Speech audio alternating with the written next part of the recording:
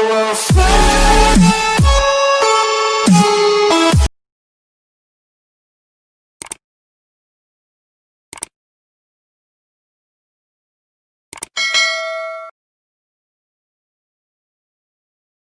पैसों के लिए काम ना करें, सीखने के लिए काम करें। हेलो फ्रेंड्स, स्वागत करता हूं मैं आप सभी का मेरे इस यूट्यूब चैनल में। और आज मैं इस वीडियो में रिच डैड पुअर डैड के अध्याय 7 यानी सबक 6 के बारे में बताऊंगा। सबक 6 है सीखने के लिए काम करें, पैसों के लिए काम ना करें। 1995 में रॉबर्ट कियोसाकी ने सिंगापुर के एक अखबार में इंटरव्यू दिया। इंटरव्यू लेने वाली युवा महिला समय से पहले आ गई और इंटरव्यू जल्दी शुरू हो गया। युवा महिला प्रेरणा पर चर्चा करने वाली थी और वहीं दूसरी ओर रॉबर्ट कियोसाकी अमीरों के रहस्य के बारे में बताने वाले थे। उस महिला ने रॉबर्ट कियोसाकी से कहा कि एक दिन मैं भी आपकी तरह बेस्ट सेलिंग लेखिका बनना चाहती हूँ। रॉबर्ट कियोसाकी ने उनके कई लेख पढ़े थे और उनसे प्रभावित भी थे। उनकी लेखन शैली दमदार और स्पष्ट थी। उनके लेखों में पाठकों की रुचि जगाने वाली क्षमता थी। रॉबर्ट कियोसाकी ने जवाब दिया कि आपकी शैली बहुत बढ़िया है, और उन्होंने उनसे पूछा कि कौन सी ऐसी चीज़ है जो आपको अपने सपने को हकीकत में बदलने से रोक रही है। तो उस महिला ने जवाब दिया कि मेरा काम कहीं का कहीं जाता है, यानी मैं अपने काम से कुछ और उम्मीद करती हूँ परंतु होता कुछ और है। हर आदमी कहता है कि मेरे उपन्यास बढ़िया है, परंतु ऐसा कुछ नहीं होता। इसलिए आज मैं अखबार में काम करती हूँ, कम से कम इससे मेरा खर्च तो चल जाता है। उस महिला ने रॉबर्ट कियोसाकी से कहा कि क्या आप इस बारे में कुछ सुझाव देंगे। रॉबर्ट कियोसाकी ने उत्साह से कहा, हाँ बिल्कुल। सिंगापुर में मेरा एक दोस्त है, वह एक स्कूल चलाता है जहाँ लोगों को बिक्री संबंधित प्रशिक्षण दिया जाता है। वह सिंगापुर में कई कॉरपोरेशंस के लिए सेल्स ट्रेनिंग कोर्स चलाता है और मैं समझता हूँ कि उसके कोर्स में शामिल होने से आपका करियर बहुत ज़्यादा विकसित हो जाएगा। वह महिला कुछ समय के लिए चुप हो गई और उसके बाद उसने कहा कि आप यह कहना चाहते हैं कि बिक्री सीखने के लिए अब मुझे स्कूल जाना पड़ेगा। रॉबर्ट कियोसाकी ने सहमति से सर हिलाया और उन्हें लगा कि उसे मेरी किसी बात से बुरा लग गया था और मैं अब सोच रहा था कि कितना अच्छा होता अगर मैंने उसे कोई भी सुझाव नहीं दिया होता। उसके बाद युवा महिला ने कहा कि मेरे पास अंग्रेजी साहित्य में मास्टर की डिग्री है, मैं सेल्समैन बनने के लिए स्कूल क्यों जाऊं? मैं एक प्रोफेशनल हूं और मैं एक प्रोफेशन में प्रशिक्षित होने के लिए स्कूल गई थी ताकि मुझे सेल्समैन ना बनना पड़े। वह महिला अपना ब्रीफकेस ताकत से बंद कर रही थी और इंटरव्यू ख़त्म हो गया। उसी टेबल पर रॉबर्ट कियोसाकी की एक बेस्ट सेलिंग पुस्तक रखी हुई थी। मैंने एक हाथ में अपनी बेस्ट सेलिंग पुस्तक उठाई और दूसरी हाथ में उस महिला द्वारा लिखी हुई एक नोट्स को लिया और उनसे पूछा कि इसमें क्या अंतर है। तो उस महिला ने कहा कि आप ही बताइए। तो रॉबर्ट कियोसाकी ने बताया कि इस पुस्तक पर बेस्ट सेलिंग पुस्तक लिखा है, ना कि बेस्ट राइटर लेखक। रॉबर्ट कियोसाकी ने बताया कि मैं एक बहुत बुरा लेखक हूँ और आप बहुत बढ़िया लेखिका हैं। मैं सेल्स स्कूल गया हूँ और आपके पास मास्टर्स की डिग्री है, और अगर आप इन दोनों को इकट्ठा कर ले तो आप एक बेस्ट सेलिंग लेखिका और बेस्ट राइटिंग लेखिका दोनों बन सकती हैं। ये सब सुनने के बाद वह महिला गुस्सा हो गई और अपने नोट्स को समेट कर चली गई। रॉबर्ट कियोसाकी कहते हैं कि दुनिया स्मार्ट, शिक्षित और प्रतिभा संपन्न लोगों से भरी हुई है। हम उनसे रोज़ मिलते हैं और वे हमारे चारों तरफ हैं। कुछ दिनों पहले मेरी कार में कुछ गड़बड़ी हो गई थी। मैं एक गैरेज में गया और वहाँ एक युवा मैकेनिक ने उसे कुछ मिनटों में ही ठीक कर दिया। इंजन की आवाज़ को सुनकर उसे पता चल गया कि गड़बड़ी कहाँ है। रॉबर्ट कियोसाकी हैरान हो गए। दुखद सच तो यह है कि प्रतिभा ही पर्याप्त नहीं होती। मुझे लगातार यह देखकर झटका लगता है कि प्रतिभा संपन्न लोग कितना कम कमा पाते हैं। उन्होंने हाल ही में सुना है कि 5% से भी कम अमेरिकी एक साल में $1 लाख से ज़्यादा कमा पाते हैं। मैं ऐसे प्रतिभाशाली और उच्च शिक्षित लोगों से मिला हूँ जो एक साल में $20,000 से भी कम कमा पाते हैं। डॉक्टर, दंत चिकित्सक के बारे में मेरी सोच यह थी कि एक बार डॉक्टर बनने के बाद पैसा उनके घर में बरसने लगता होगा।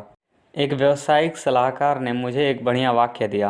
वह वाक्य है, वे भारी दौलत से एक दक्षता दूर हैं।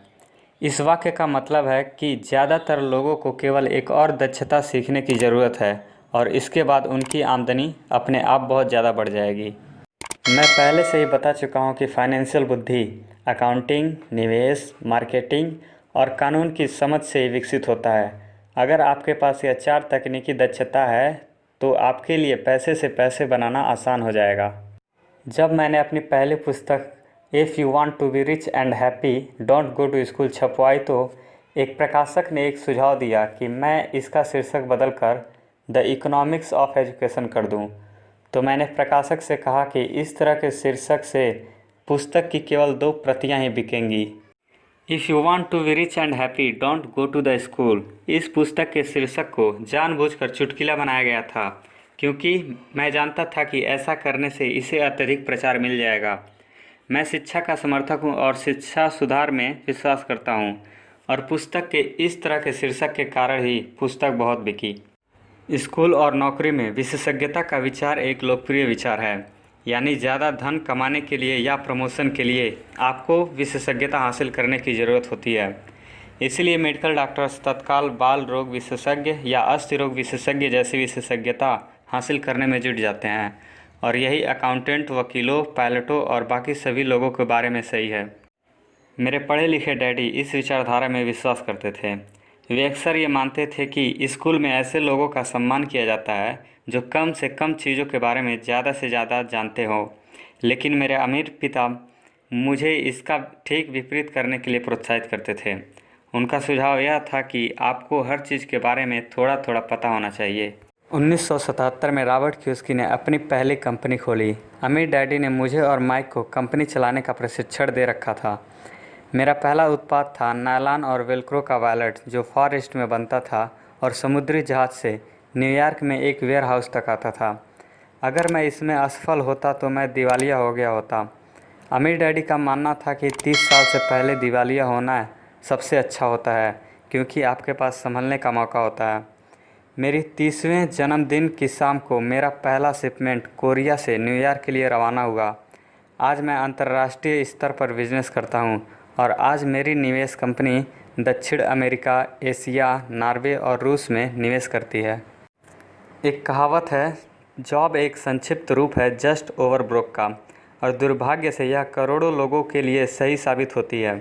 चूँकि स्कूल यह नहीं समझाता कि फाइनेंशियल बुद्धि भी बुद्धि का एक रूप है, इसलिए ज़्यादातर कर्मचारी या मजदूर अपने साधनों के भीतर रह रहे हैं।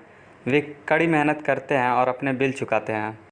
एक और डरावनी मैनेजमेंट थ्योरी है कि काम करने वाले इसलिए कड़ी मेहनत करते हैं ताकि उन्हें नौकरी से न निकाल दिया जाए, और मालिक केवल उन्हें इतना वेतन देते हैं ताकि काम करने वाले छोड़कर न चले जाएं। और अगर आप ज़्यादातर कंपनियों की तनख्वाह देखेंगे तो आप पाएंगे कि इसमें थोड़ी बहुत सच्चाई तो है। ज़्यादातर लोग वही करते हैं जो उन्हें सिखाया जाता है, यानी सुरक्षित नौकरी खोज लो और अपने पैसे पर टैक्स दो। ज़्यादातर कर्मचारी आगे इसलिए नहीं बढ़ पाते क्योंकि वे कभी खुद से यह सवाल नहीं पूछते कि मैं ऐसा क्यों कर रहा हूँ। इसके बजाय मैं युवा लोगों को यही सलाह दूंगा कि नौकरी खोजते समय वे इस बात पर कम ध्यान दें कि वे कितना कमा रहे हैं, और वे इस बात पर ज़्यादा ध्यान दें कि वे कितना सीख रहे हैं। जब मैं ज़्यादा पैसा कमाने की इच्छा रखने वाले वयस्कों के सामने बोलता हूँ तो मैं हमेशा एक ही चीज़ के बारे में सलाह देता हूँ कि वे अपने जीवन के बारे में लंबा दृष्टिकोण रखें। वे एक और काम करें जो उन्हें एक और दक्षता सिखा दे।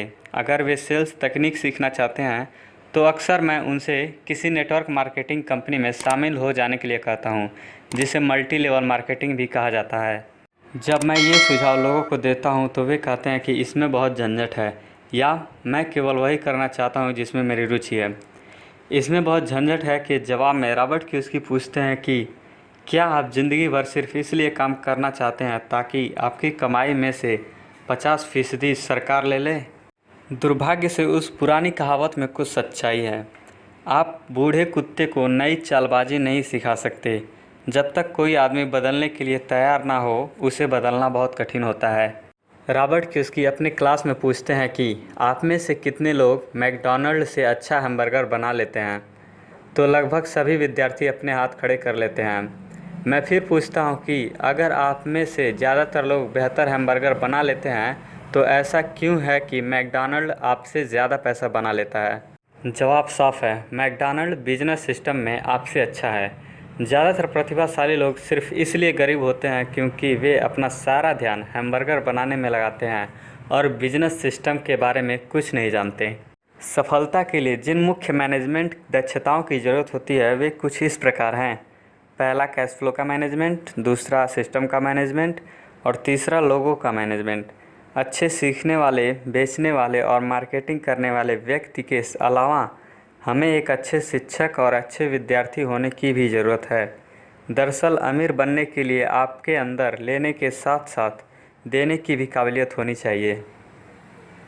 दोस्तों, यह अध्याय यहाँ समाप्त होता है और इस अध्याय के साथ साथ वह 6 सबक भी समाप्त होते हैं जो रॉबर्ट कियोसाकी ने अपने अमीर पिता से सीखा था। और उन सभी सबक को मैं एक बार दोहरा देता हूँ। सबक 1 है, अमीर लोग पैसों के लिए काम नहीं करते हैं। सबक 2, पैसों की समझ क्यों सिखानी चाहिए। सबक 3, अपने काम से काम रखो। सबक 4, टैक्स का इतिहास और कॉरपोरेशन की ताकत। सबक 5, अमीर लोग पैसों का आविष्कार करते हैं। और सबक 6, सीखने के लिए काम करें, पैसों के लिए काम ना करें। इन सभी अध्याय के बाद भी कुछ अध्याय अभी बाकी हैं जिसे मैं नेक्स्ट वीडियो में बताऊंगा। अगर आप लोगों ने इससे पहले की वीडियो नहीं देखी है तो नीचे डिस्क्रिप्शन बॉक्स में उन सभी वीडियो का लिंक है, वहां से देख सकते हैं, या फिर ऊपर आई बटन पर क्लिक करके वहां से भी सभी वीडियो को देख सकते हैं। और अगर आप लोगों ने अभी तक इस चैनल को सब्सक्राइब नहीं किया तो सब्सक्राइब ज़रूर कर दें, ताकि जो भी वीडियो मैं अपलोड करूँगा उसकी नोटिफिकेशन सबसे पहले आप तक पहुँच जाएगी। वीडियो को पूरा देखने के लिए आपको मेरी तरफ से दिल से धन्यवाद। मैं मिलता हूँ आप सभी से एक नए वीडियो में एक नए अध्याय के साथ। तब तक के लिए गुड बाय।